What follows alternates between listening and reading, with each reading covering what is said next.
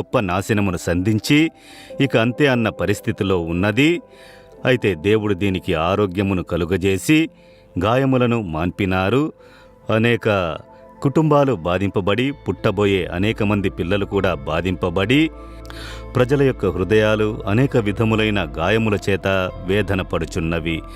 అయితే ఇప్పుడు దేవుడు ఆ గాయములను మాన్పి ఆ బాంబు వల్ల బాధింపబడిన గుర్తులు లేకుండునట్లు ఇప్పుడు చూడండి, ఎక్కడ చూసినా పచ్చదనంతో చెట్లు, పంటలు, పైర్లు, సమృద్ధిని ఇక్కడ చూడగలుగుతున్నాము. ఇది 80 ఏళ్లకు ముందు జరిగినది. అయితే ఇప్పుడు కూడా అనేకులు ఆ కాలంలో జరిగిందని చెప్పి ఈ పట్టణంలో గడ్డిపరకు కూడా మొలవదు, ఏమీ లేదు, ఇక అంతే, చాలామంది ఇంకా వ్యాధులతో బాధపడుతూ అందరూ అలాగే ఉన్నారు అని చెప్పి, అయితే నిజమది కాదు. ఇక్కడికొచ్చి చూసినప్పుడు తెలుస్తుంది, పరిస్థితులను దేవుడు మార్చినారు. దేవుడు ఆరోగ్యమును కలుగజేసి